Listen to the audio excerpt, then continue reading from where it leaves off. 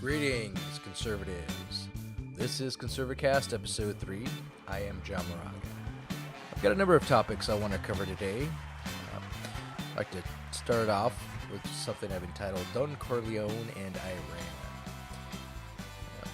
For those of you who have seen the 1970s movie The Godfather, you'll already have a pretty thorough background as to what I'll refer to. For those of you who have not, I'll do my best to provide as brief of a synopsis as possible, just to kind of catch you up to some of the references that I'll be making here.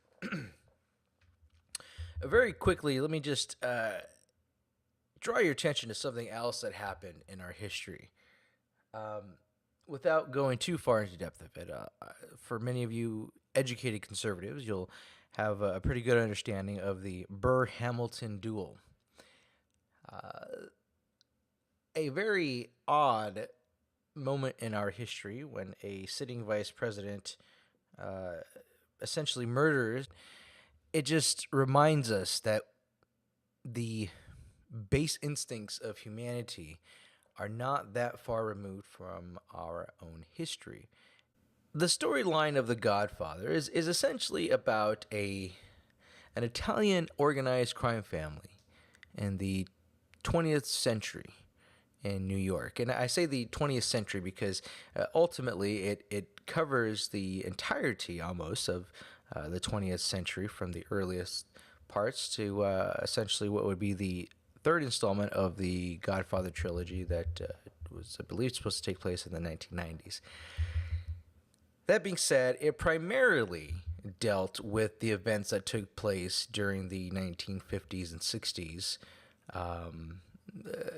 partially in the 40s, during the time frame where there was an even greater presence of the mafia or organized crime families in the upper northeast of the country, but ultimately spread throughout the entirety and essentially became an international network. But this particular movie, The Godfather, dealt with a specific family of organized crime in New York during the 20th century. And as a kind of theme, as kind of a principle or moral evaluation, it took an examination of people in power, whether they were illegal crime families or whether they were legal politicians and installed representatives who were elected and judges who were appointed. It kind of gave the ability to see the comparing and contrasting of both types of people in power. One with a more of a normative societal acknowledgement and recognition, and the other essentially an underground organization. But ironically, they had a lot of similar functionalities. So that's kind of what it was drawing in its underlying theme and moral evaluations. But it also illustrated the costs of that power, in the sense of there were a lot of instances where there were very, how shall we say, disturbing types of expenditures. Particularly, there is a moment where the main character in the second installation of the movie, in Godfather Part 2, where, and spoiler alert, if you've never seen this movie or these movies, go ahead and lower your sound or step away for a moment, but the Godfather, who is at that point played by Al Pacino, has his brother, his own full-blood brother, assassinated. He has it arranged for somebody else to carry out the assassination, of course, but ultimately it's at his order, at his direction, that his own flesh and blood is murdered. Now, to put some context into it, the basis for that is that his brother had actually gave information for others to kill him, and it gets a lot more complicated than that, and there's a whole background to it. But the point being that Al Pacino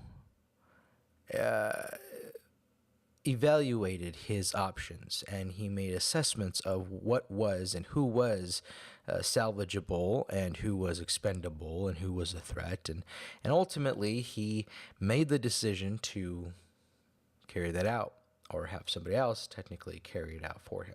Part of what the movie was doing was it was a quasi documentary in a lot of elements. It was still a fictional piece. There was honestly, probably for fear of their own life and protection, the writers of the movie did not indulge certain names and situations in order to not have somebody threaten their own safety or livelihood. So instead, they essentially tried to give as much inference and reference to real life people that would take on aliases. But if you read between the lines, you basically understood what they were trying to say and who they were trying to refer to. And so the understanding is that although they may not have directly called out any specific politician or any specific president or judge or any specific person in real life, it was ahead of its time in the sense that it really did take an examination of some of the real-life situations of history during World War II and post-World War II in America. And so that's kind of why I've wanted to lay the setting of this movie and what I'll be referring to in just a moment. But really quickly, as I said, if we look even further back, aside from Hollywood in a movie, if we look at a biblical portion, and not to get too far into the weeds with theology, but just in a general sense of a storyline, there is a story in the Bible which speaks of a person named David, King David of Israel, as it would have it, who is a complicated person. And again, without getting too far into his relationship with God, he demonstrates a lot of righteousness along with a lot of evil.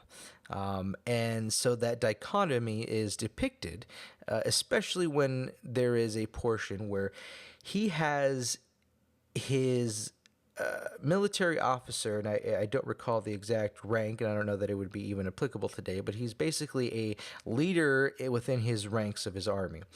And David lusts after this guy's wife. He wants to be with his wife.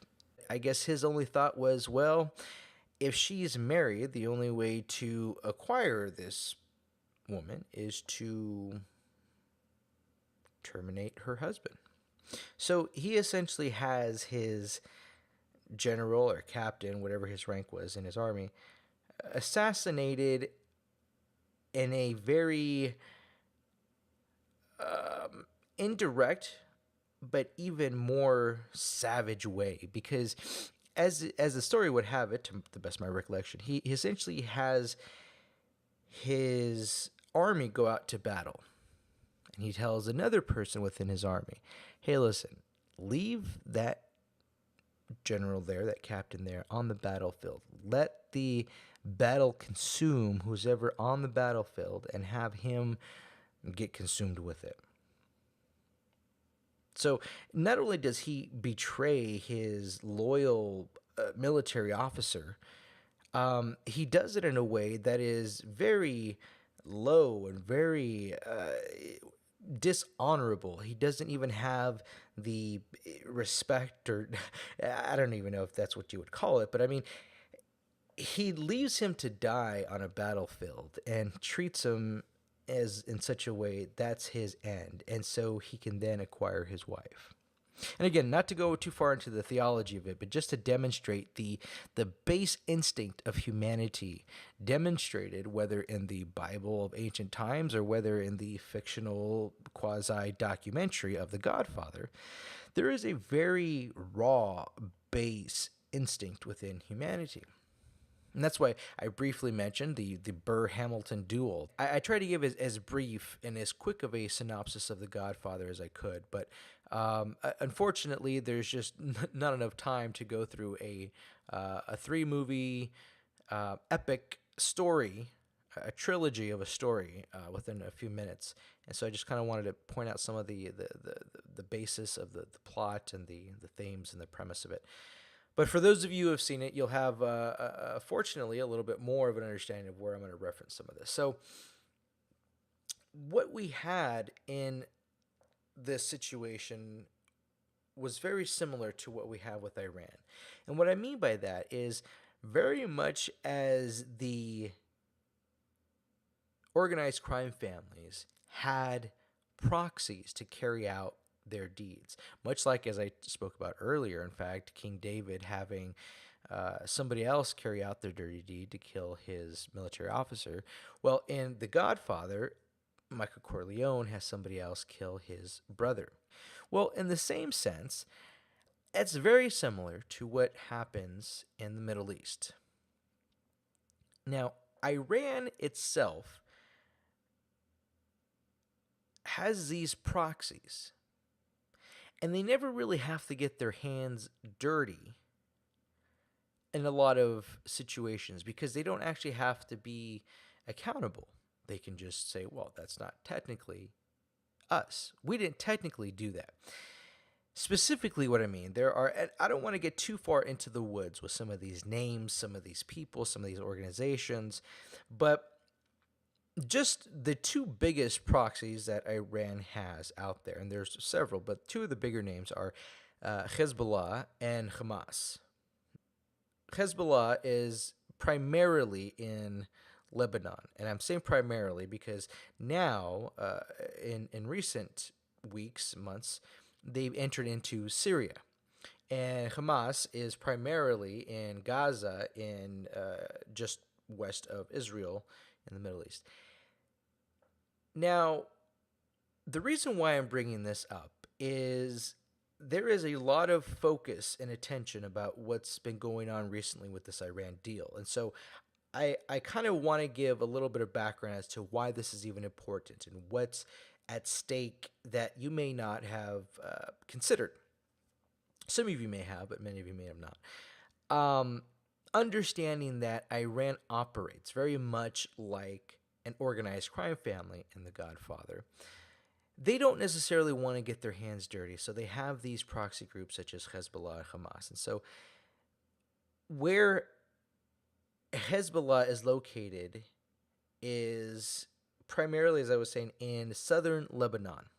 Now, Lebanon is a country that doesn't get a lot of attention. It doesn't get a lot of press. It doesn't get a lot of headlines.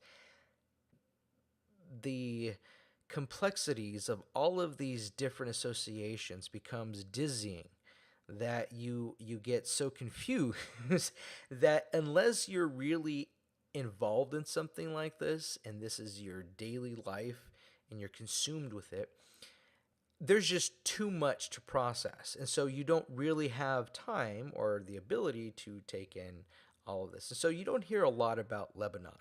So hopefully I can just give you a brief understanding of Lebanon and that part of the region and fill you in a little bit. Lebanon kind of has been more historically up until the turn of the century, had actually been more of a Western Arab country. In fact, it was very Christian. It was a very Arab Christian, so to speak. It had been very westernized, very in the classic sense of the term liberal. It had been classically liberal and started to come into a very good relationship with the United States. It had been a very prime example of what could be achieved with an Arab country in the region as close of proximity to Israel. So for a number of decades, there was a lot of hope and positive strides in Lebanon. And then Iran began to fuel and fund a number of different organizations throughout the Middle East that would act as apparent independent organizations or nations or people. They would seem as though they just kind of were organically organized and just kind of rose up, and Iran was essentially coming to their aid as a big player to simply help the underdog freedom fighters of these respective regions.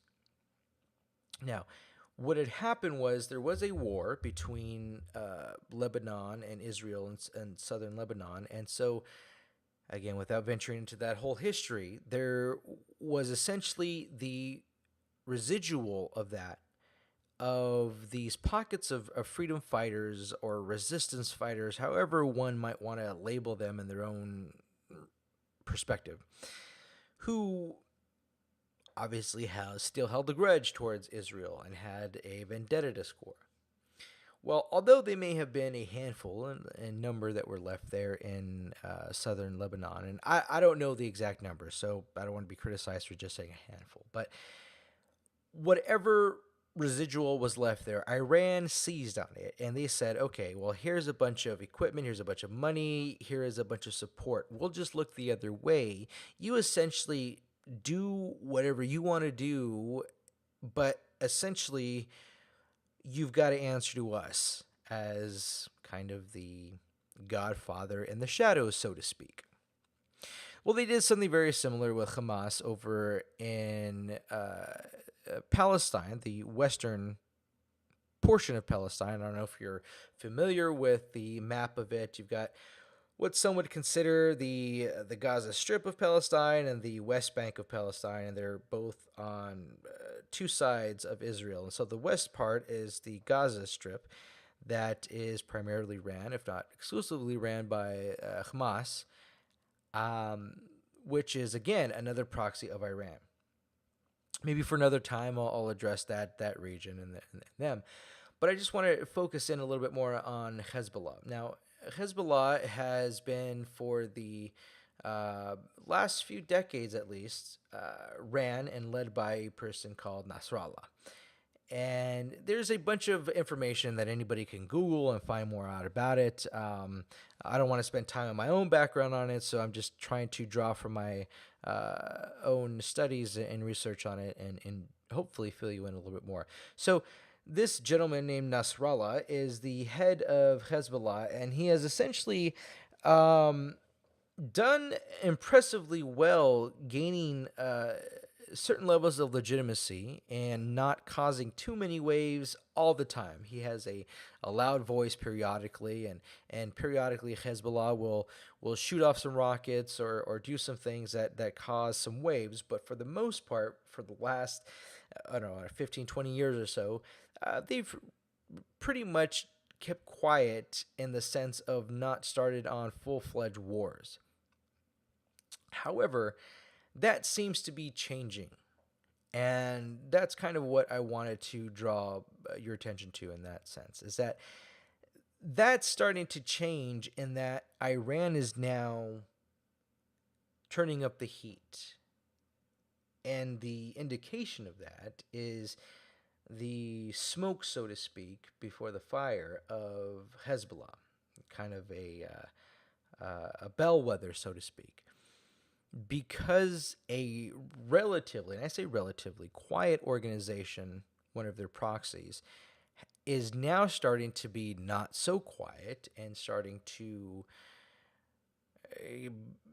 cause a little bit more agitation in the region. I think there's a little bit more reason to be alarmed. I think there's a little bit more of a concern that Iran may actually start to cash in, so to speak, on these proxy groups and have a more direct impact, if you will, in the military operations. Now, there are some reports that Hezbollah is actually planning attacks here in the United States. That would not be extremely surprising considering some of the other elements that are here in the States already. There are some ways that they can very easily slip into certain groups and organizations who have strong foundations already here, specifically within college campuses, through the Muslim Brotherhood. And again, without venturing too far down the rabbit hole, there are definitely a number of avenues to which they can take advantage. Now, the concern is because there is very little attention given to places like Lebanon and organizations like Hezbollah, unless you're actively in the know, so to speak, or actually committing time to following these types of things. The danger is that we don't appreciate their severity and how serious of a threat they are. I remember watching reports or the various news stations when Harvey was about to hit in Texas, and God be with those people who are still suffering through it. But there were those who actually opted to stay and almost seemed as though they were mocking the impending danger that was about to strike. You saw them go into bars and they were screaming and laughing and giving peace signs to the news cameras. And obviously we now know in retrospect that was not probably the wisest thing to do, considering that likely some of those people who were on camera may not have a lot of what they had before.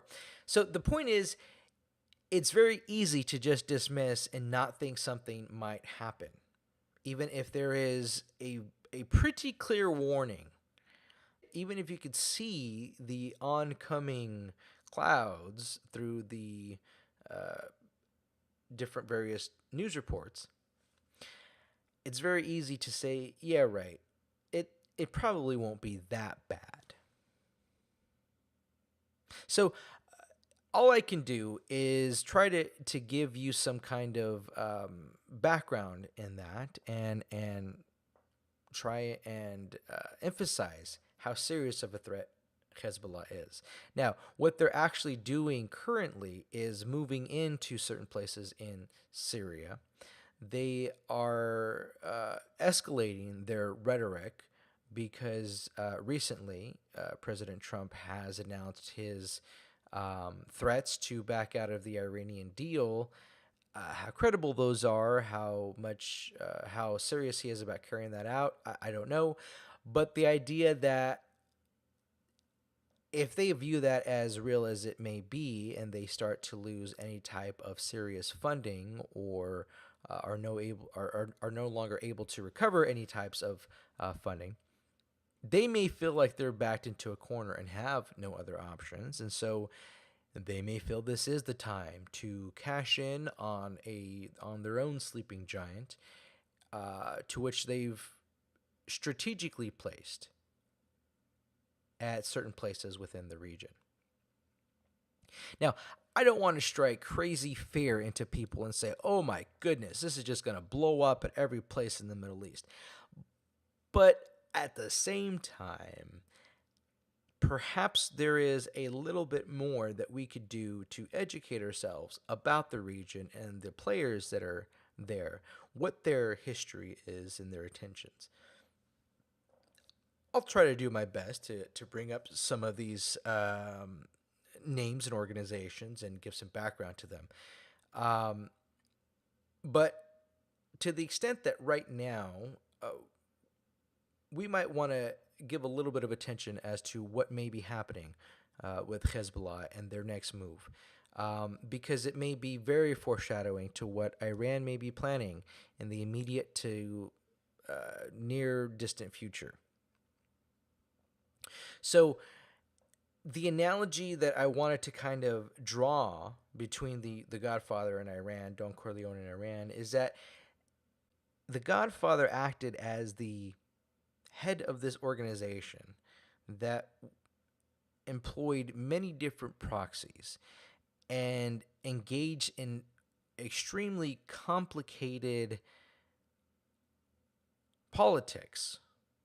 Iran has a lot of these organized crime family partners and alliances and people who are capable and very willing to do essentially anything to sustain their power and or extend it. Now, the idea that if there is enough saber rattling, if there is enough tension and aggression that is heightened, keep your eye on what Hezbollah is going to do, where they are going to go, how much they are escalating things. I just personally believe that their history demonstrates that once their wick is lit, so to speak, once their ignition is turned on, I think that will start a domino effect throughout the region. And ultimately, it may involve Iran directly engaging in conflict. But I think their first initial burst, so to speak, of actual active engagement that could be tied to them will be with organizations like Hamas and Hezbollah, but specifically Hezbollah more than Hamas. And because, just personally, I think Hamas has more direct association with trying to recover Israel itself and its own function, and that again for another time. But right now, just within the region of what's an active hotbed, Hezbollah seems to be moving in Syria and actively perhaps building up their forces and their rhetoric. But I just wanted to draw your attention to that type of shady governance, so to speak, and having proxies in the region that many of us may not spend the time to take a look at. So hopefully that gives you a little bit of a background and insight, and drawing a little bit of an analogy for those of you who may have seen the movie and have kind of an understanding of how that might work. All right, moving on here. Let's see what else we got on the list here. Hangovers and Presidents. Well, I don't want to make it seem as though I'm glorifying hangovers by any means. In fact, I hope through what I'm about to say, it actually will provide a negative impression of hangovers. But the analogy I want to draw here is, if you've ever had a hangover, and unfortunately I do speak from experience, so I don't really care who you are. I think the first universal thought that comes into a person's head once coming out of a hangover is not who, what, or when am I, but where am I? You know, you don't question your humanity. You don't question your you don't care what time it is. You don't really have a thought of anything except where am I? Because odds are, if you're hungover, a real hangover, you probably don't have much recollection with that initial wake up of what happened just prior to you passing out or going to sleep. And so your first thought is, where am I? Now, depending on the circumstances and depending on your situation, some of those times that are undesirable, they can be so undesirable that you allow yourself to let the hangover actually kick in more, have a stronger effect. You almost welcome the hangover to make you feel a little more nauseous, a little more dizzy. Your cotton mouth is reminding you that yes, you're hungover, and there's a reason why you don't really want to remember where you're at. You don't really care to acknowledge that you are where you are. And you're no longer intoxicated because at the time of your intoxication, you rationalized, this is where I want to be. Even if that little voice told you, you really don't want to be here. And you really wouldn't be here if it wasn't for the fact that you're intoxicated at this very moment. So when you recover or begin to recover in the stage of your hangover, you reflect, and it starts to come back piece by piece, little by little, and depending on the stage of your alcoholism or abuse of alcohol, however you want to phrase it, you may not actually remember. You may have these moments of complete blackout. But at those times that you may not be that severe and you understand you're coming to stages, you almost allow yourself to not want to remember what happened and not acknowledge where you're at. And so you think, well, maybe if I can just dip back into that quasi-intoxication and just rationalize that you're not really here, you just kind of think you are. Maybe I can just get over it.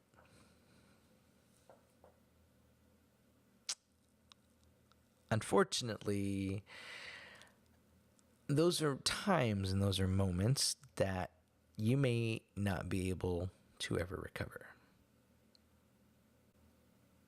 Now, as somebody who has a strong belief in God and redemption, I obviously believe in a way of recovering from that, but you never necessarily have a complete healing of that memory or that situation, nor do you need to completely. But understanding that you could have done things better. You should have not been as irresponsible, as complacent, as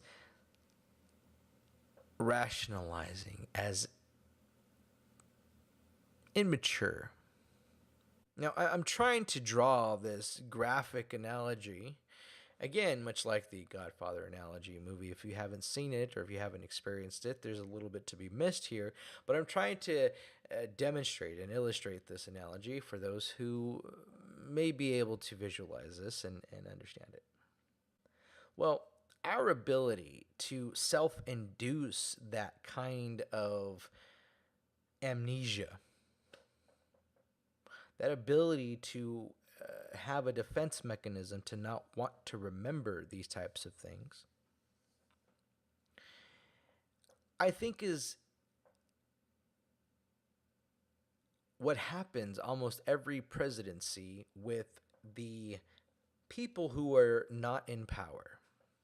Now, I don't want to make this direct comparison to the current presidency because it happens every presidency. I don't mean to be cynical or try and walk the fence or not be as one-sided, but I have just been aware of how political cycles run their course for so long and too long to think that it is just one party or one president who causes the same kind of stress to the opposing forces. Now, we saw this with Obama, we saw this with Bush, we saw this with both Bushes. I mean, we see this every presidency. Whoever is not in power, or whoever is the party or a group of people, sub-party, parties within parties, people that are part of a party but just are more extreme or more moderate, whichever the case, they are not able to utilize their power as effectively as they used to. They are just baffled. They're taken back. They're just in disbelief. They're just so... It's just so traumatic to their minds that they have to rationalize in their heads, I'll just stay in this hangover feeling until it's over. Because part of the beauty of our system is we don't have a perpetual one ruler, Caesar, dictator, right? So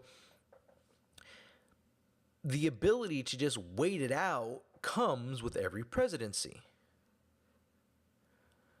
Much like a hangover, the presidency will eventually run its course, and whatever nausea and headache and chaos that administration caused us, hopefully the next administration will at least not cause us to dip into such self-denial and self-induced amnesia.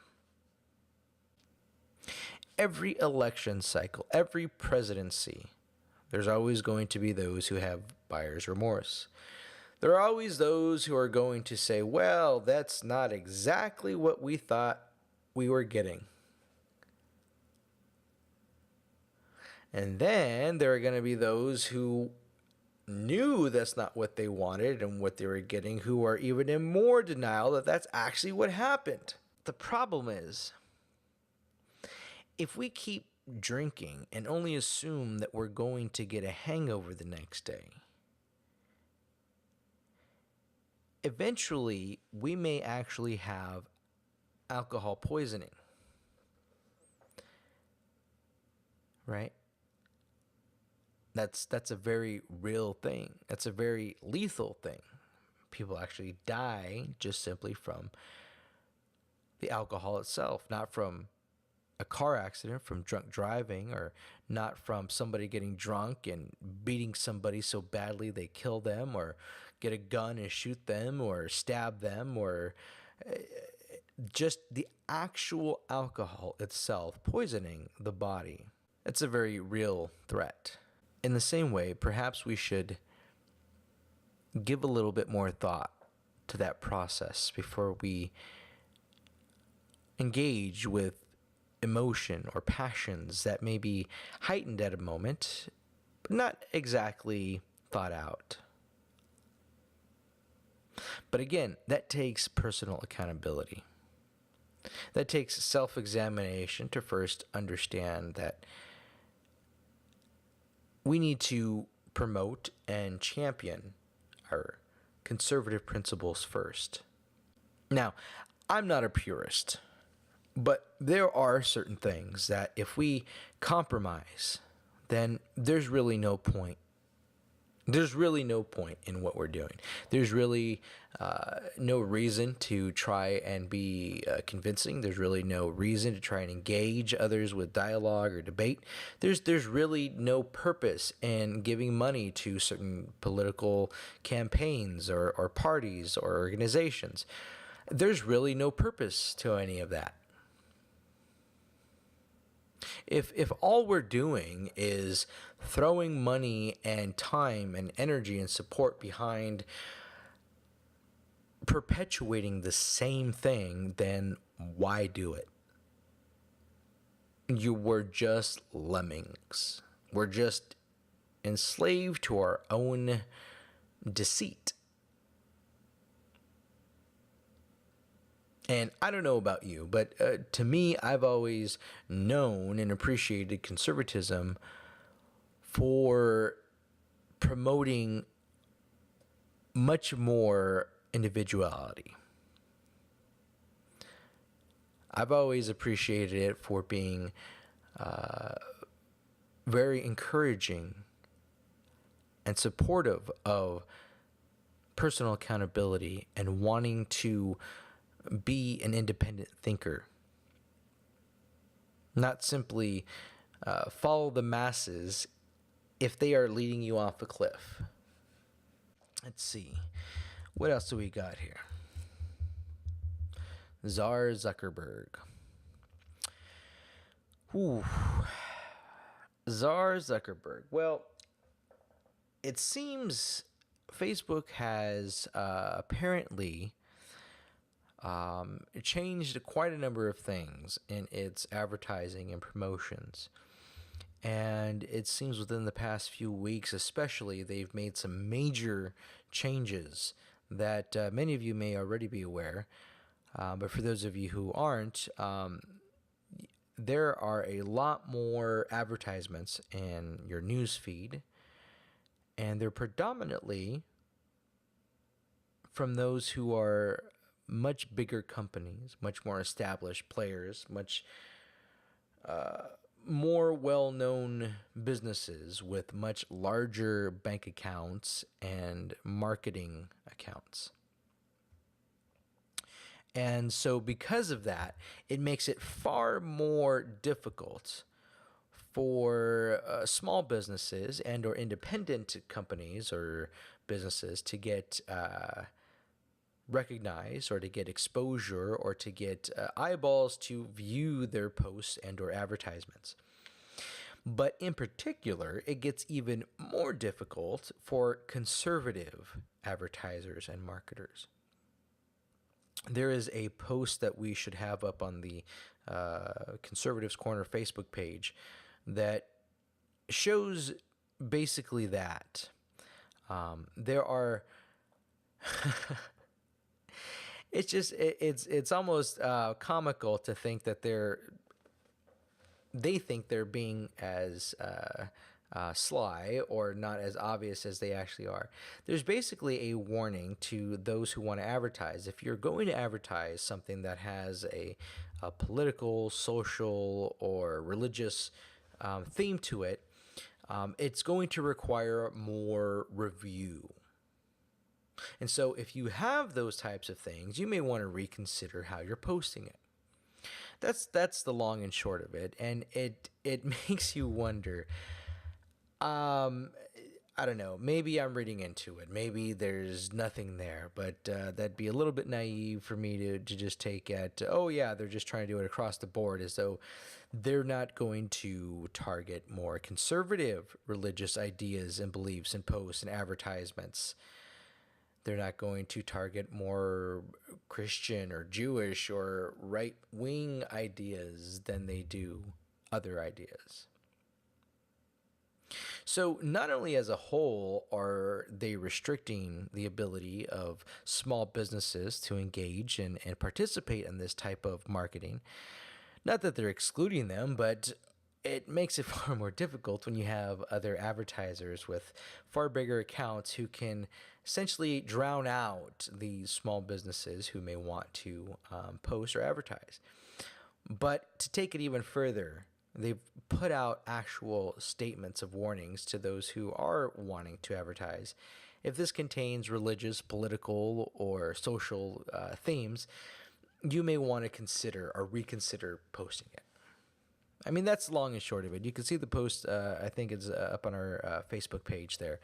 But it's just a very sad time when it just gets increasingly and increasingly more regulated and one-sided and censored as it does. And it is technically a free market and an independent company in business, but it's just something to consider with this most recent development and move by Facebook to blatantly state their restrictions and their censorship, essentially. So, I don't know. It's not surprising to most people, as I said, but that's just the latest in Tzar Zuckerberg's developments and progression of Facebook. And this last topic that I want to talk about here is something that I might get a little flack for calling, but I just happen to think that the Flake Corker episode is a bit of fake news and distraction. There's some legitimate things to be said about this. I'm no fan or defender of Flake or Corker. I don't want to be an apologist for either of them. On the contrary, I think it's actually something that is overplayed, overstated. Let's move on. They are not necessarily representative of conservative ideas per se in a lot of ways. Now that they're out and there's a new path forward, let's move on. Let's focus our concentration on other things. Again, not to say that we shouldn't be critical of Flake and Corker, not to say that there is strong grounds to do so, by all means. Perhaps that is just something that I'll leave to other people to do, but just my personal opinion, I think there's just far too much time spent on that when there could be far more attention given to other things. And so rather than even giving it more time myself, I just wanted to give those 2 senses into that issue, because it does seem to be getting a lot of attention and a lot of exposure. I just think this might be one of those things that may intentionally be put out there to distract you and to get you going on a tangent that might not otherwise need to be investigated. Well, folks, that wraps up another episode of ConservaCast. My name is John Moraga, and I want to genuinely thank you for listening in. I also want to invite you to our website, conservativescorner.com, and check out what we've got going on there. And if these ConservaCasts have been beneficial to you, or if Conservatives Corner as a whole has been something you've been able to enjoy and get something out of, I want to encourage you to, again, check out our website, but consider investing a contribution. There is a lot that we have planned, and up to this point, a lot that we've put together. But we can't do this, obviously, without your support. And people have been generous and kind up to this point. Part of what we have coming out on that movie launch is showing how people have demonstrated their outpouring of support for Conservatives Corner. But again, if you've gotten something out of this, or you've been entertained and educated through Conservatives Corner, please consider investing in contribution. You can go to conservativescorner.com/order. conservativescorner.com/order. And there's a number of options there as to how you might be able to invest a contribution. If you want to just outright invest a financial contribution of any amount, or if you want to purchase something there on that page, there are a number of ways. We definitely appreciate anything you're able to offer and invest in our efforts to champion conservatism for generations to come. Please visit conservativescorner.com/order. conservativescorner.com/order.